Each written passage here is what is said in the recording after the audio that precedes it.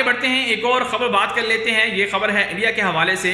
India Pakistan के खिलाफ हमेशा से ये कहता आ रहा है कि पाकिस्तान के खिलाफ इंडिया की पोजीशन मजबूत है, पाकिस्तान को इंडिया जो है वो शिकस्त दे रहा है और पाकिस्तान में इंडिया हमले भी कर चुका है। हमने आतंकियों को घर में घुसकर मारा।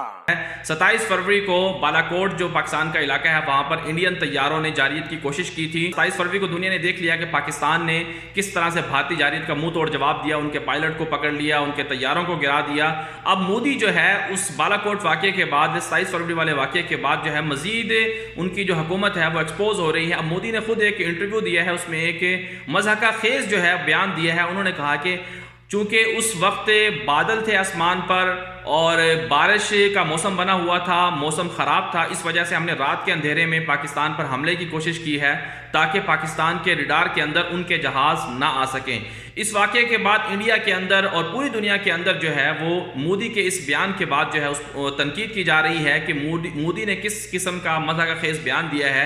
लेकिन दूसरी तरफ से मैं जो समझता हूँ वो ये है कि इस मोदी के बयान के बाद इंडिया की जो पोजीशन है वो मज़ीद जो है एक्सपोज हो गई है। इंडिया के पास इतनी कैपेबिलिटी नहीं है, इतनी सलाहियत नहीं है कि वो पाकिस्तान का मुकाबला कर सके, बावजूद इसके कि वो सालाना जो है 10 से 15 अरब डॉलर जो है वो असलहे की ख़रीदारी पर सर्फ कर रहा है और दुनिया भर से वो असलहा भी ख़रीद रहा है। लेकिन उसके बावजूद जो है वो पाकिस्तान का मुकाबला नहीं कर सकता है, पाकिस्तान से जहाज़ तबाह करवा लेता है, पायलट गिरफ्तार करवा लेते हैं।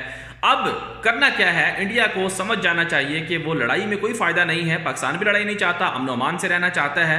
अगर इंडिया बाज नहीं आता है अपनी हरकतों से तो फिर इससे नुकसान जो है वो इंडियन अवाम का होगा। और बजाय इसके हमारा मोदी को मशवरा है, उनकी हुकूमत को मशवरा है, इंडियन अवाम को मशवरा है कि वो असलहे की ख़रीदारी की बजाय पैसा जो है वो अपनी गुर्बत मिटाने पर खर्च करें। वहाँ की जो लोग गरीब हैं, जिनके पास 2 वक्त का खाने के लिए रोटी नहीं है, जिनके पास रोज़गार नहीं है, उनको रोज़गार, उनको सहूलियात देने के लिए ये पैसा इस्तेमाल करें, बजाय इसके कि जंगों की तैयारी में या जंगी असलहे की ख़रीदारी में पैसा सर्फ किया जाए। और मोदी जैसा जो शख्स है वो भारत को मज़ीद जो है वो इसी तरह से बदनामी या उस पर जंग हंसाई का बायस तो बनता रहेगा। और नई हुकूमत भी उन्हीं की बन रही है, दोबारा से इंतखाबात का रिजल्ट भी आने वाला है।